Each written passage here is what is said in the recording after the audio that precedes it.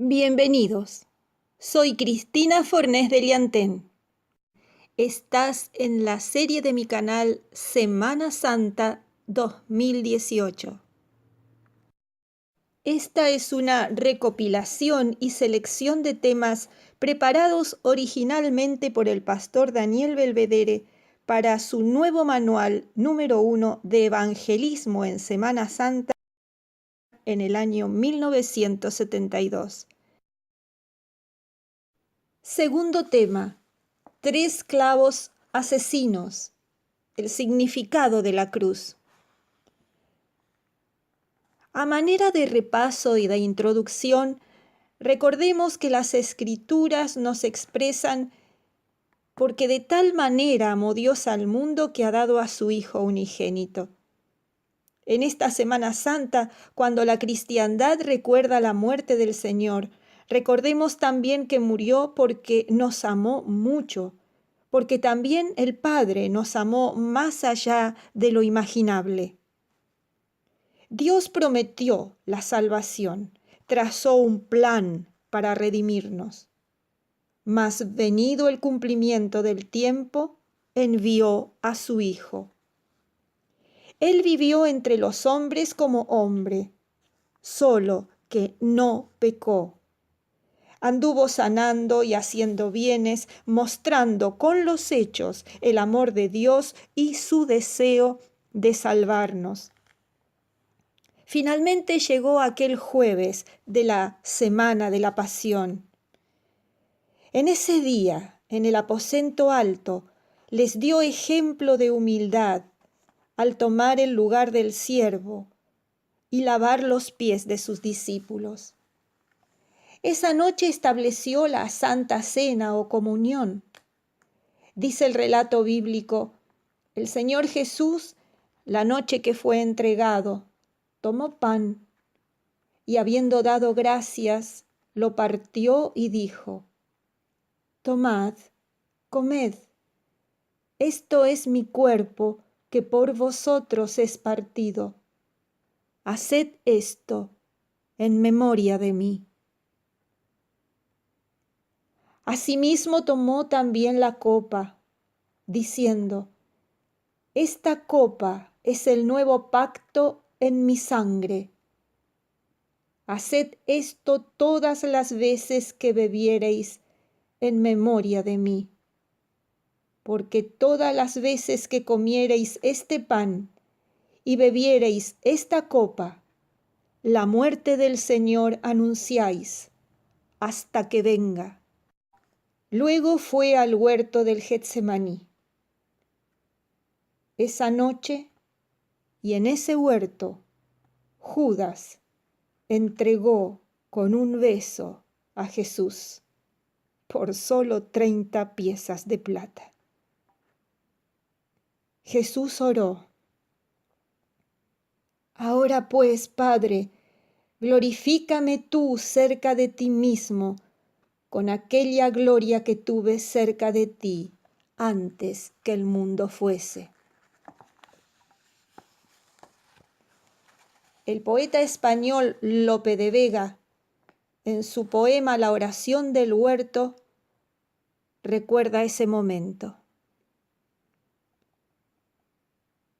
Hincado está de rodillas orando a su Padre inmenso, el que a su diestra sentado juzgará vivos y muertos.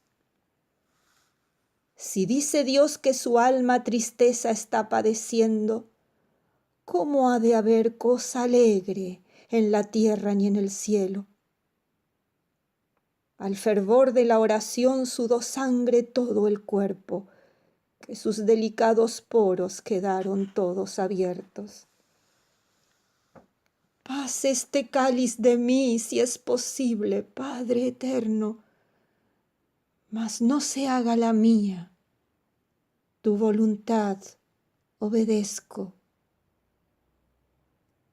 Crecieron tanto las ansias que fue menester que luego, rompiendo un ángel los cires, bajase a darle consuelo. ¡Ay, Jesús de mis entrañas! ¿cómo habéis venido a tiempo que os consuelen, siendo Dios, las criaturas que habéis hecho?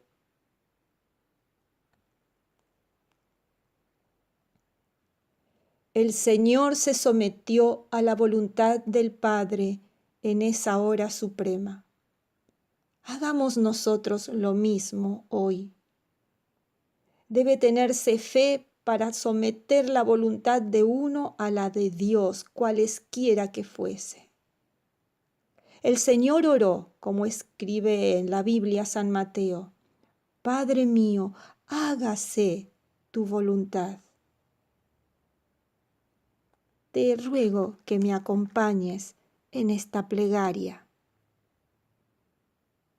Querido Señor, tú sabes que por naturaleza somos rebeldes, pero rogamos que pongas en nosotros la mansedumbre, la humildad y la fe que tuvo Jesús, para que entonces, igual que Él, podamos decirte: hágase en nuestras vidas tu voluntad, oh Señor, y no la nuestra. Te ruego bendigas a cada hermano, a cada hermana, a cada amigo y amiga que se ha acercado a ver este video. Y ahora, al comenzar a profundizar el estudio de tu palabra, que tu Santo Espíritu nos guíe. En el nombre de Jesús pedimos y en su nombre agradecemos. Amén y amén. ¿Cuál es el significado de la cruz? En estos días de Semana Santa, la cristiandad dirige sus pensamientos a las escenas de la cruz, o se toma unos días de vacaciones en la playa. Pero no todos tienen en claro qué significa esa cruz en el Calvario. A veces hacemos de la cruz un adorno para el frente de edificios, un amuleto, algo que llevamos colgado al cuello porque queda bien. Pero la sangre y la cruz de Cristo simbolizan la absoluta incapacidad del hombre para salvarse y el absoluto amor de Dios, mostrando en ese acto la redención de la humanidad. Al meditar en la muerte de Cristo en la cruz, tengamos presente algunos hechos bien definidos. Jesús no murió por accidente, Él no fue un mártir. El suyo fue un sacrificio de sustitución. Cumplió con los requisitos de la ley de Dios. Al morir en la cruz, Jesús le dio al Padre el derecho legal de perdonar a los hombres. La muerte de Jesús vindica la ley de Dios, vindica el carácter de Dios en su forma de tratar al pecado y vindica el amor de Dios y la justicia de Dios. Hablando con relación a su muerte, Jesús aclaró algo. Leámoslo en San Juan 10, 17 y 18. Por eso me ama el Padre, porque yo pongo mi vida para volverla a tomar. Nadie me la quita, sino que yo de mí mismo la pongo. Tengo poder para ponerla y tengo poder para volverla a tomar. Este mandamiento recibí de mi Padre. Son conocidos los hechos heroicos de personas que son capaces de entregar sus vidas por otros. Cuando se estaba experimentando con la energía nuclear en un laboratorio en Los Álamos, estaban preparándose para hacer una experiencia en el año 46, 1946. Estaban experimentando con uranio y entonces tenían que tomarlo con unas pinzas especiales. Cuando un día la llave se escapó de las manos del científico y en un instante la sala fue iluminada con una bruma azul. No había tiempo para tomar otras herramientas. En vez de huir, el joven Louis Stalin tomó la masa radiactiva con sus propias manos y la separó. Él sabía muy bien el peligro que corría, lo que eso significaba para él, pero no le importó. Salvó la vida así de todos los compañeros que estaban en ese laboratorio.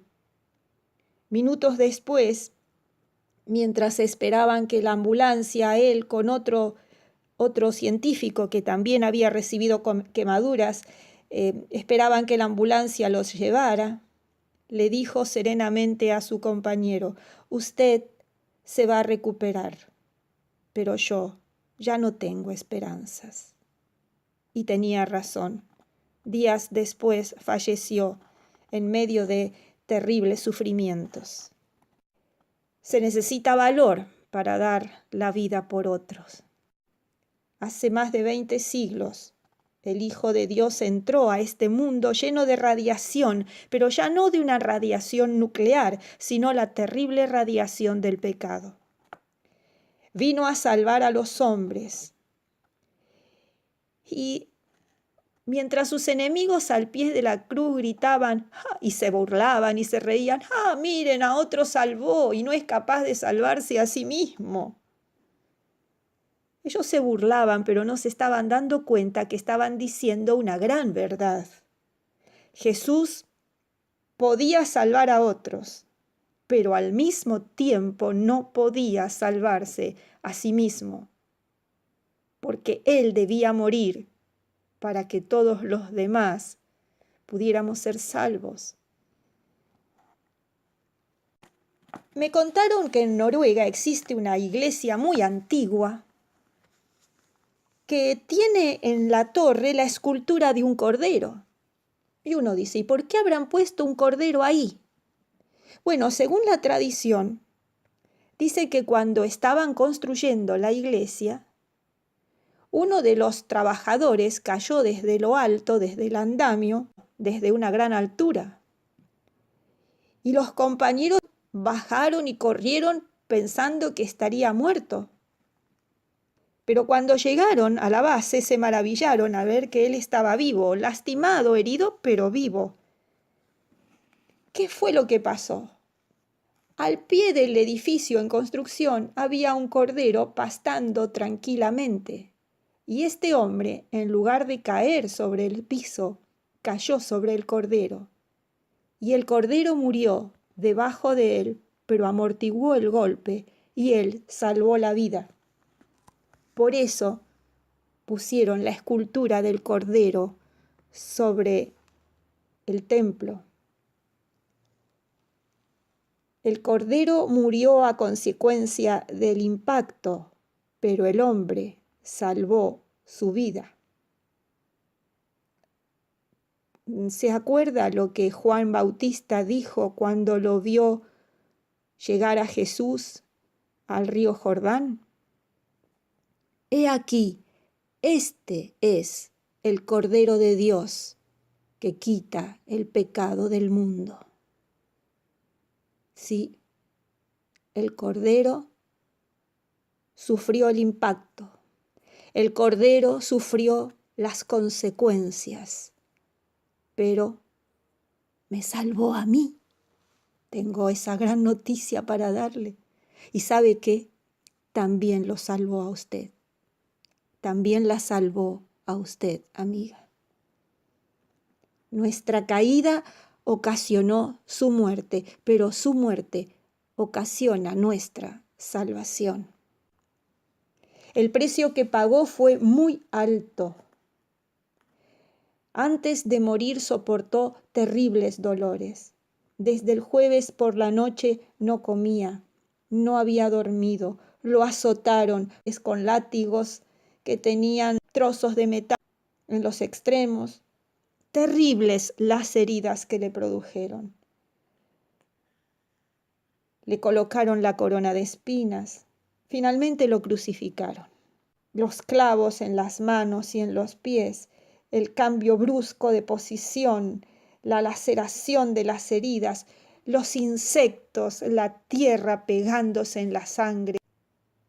Como dijera Isaías en Isaías 53:5, herido fue por nuestras rebeliones, molido por nuestros pecados.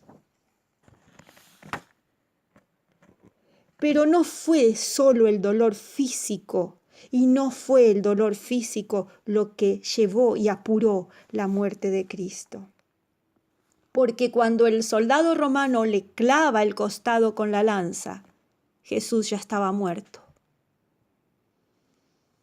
Cuando perfora su corazón, sale suero y coágulos de sangre.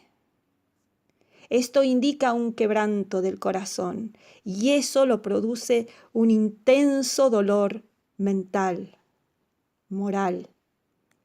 Fue el peso del pecado de la humanidad sobre él lo que quebró el corazón de Jesús. Fue el peso de mis pecados, querido, de tus pecados. Eso quebrantó su corazón. Volvamos a lo que dijo Isaías. Isaías 53, 5 y 6. Mas él herido fue por nuestras rebeliones, molido por nuestros pecados. El castigo de nuestra paz fue sobre él, y por su llaga fuimos nosotros curados. Todos nosotros nos descarriamos como ovejas, cada cual se apartó por su camino. Mas Jehová cargó en él el pecado de todos nosotros. Esta es una liberación personal. Barrabás entendió muy bien lo que significan las palabras «Él murió por mí». Barrabás fue un criminal, ladrón, sedicioso, estaba condenado a muerte. De la cruz que ocupó Cristo era la destinada a Barrabás. Sabía que de un momento a otro se abriría la puerta de su celda para llevarlo a la muerte. Estaba esperando eso. Pero ese viernes, cuando llegaron los guardias, tal vez alguno de ellos puede haberle dicho: «Barrabás, usted es un hombre de suerte, ¿eh? Va a quedar en libertad. Ese Jesús de Nazaret va a ser crucificado en lugar suyo. De modo que queda en libertad. Váyase». La puerta de la celda se habrá abierto y lo dejaron salir. Aquel día Barrabás, que era culpable, que estaba condenado, quedó libre porque Cristo murió en su lugar. Al caminar por las calles se habrá repetido una y otra vez: «¿Él murió por mí? ¿Ese hombre murió por mí?». Tal vez podríamos pensar que hasta se acercó lo más que pudo al Gólgota y lo vio. No sabemos qué habrá sido de la vida de Barrabás después de eso.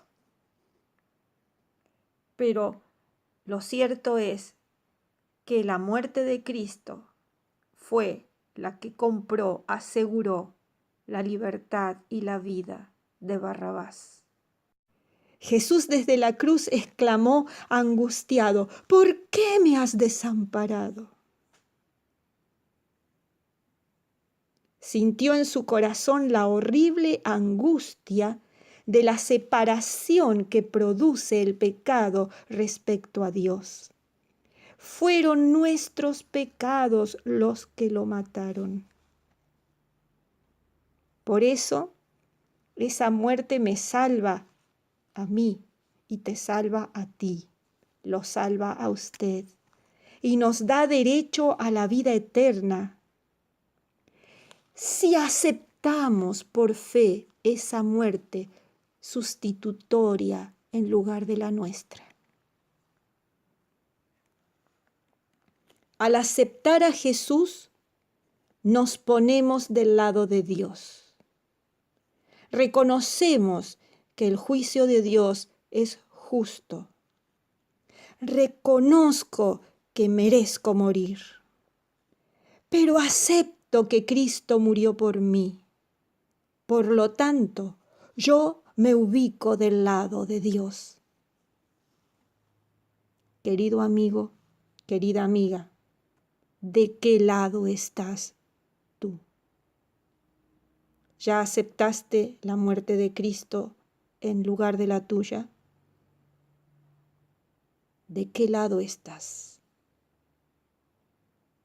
¿De qué lado estás?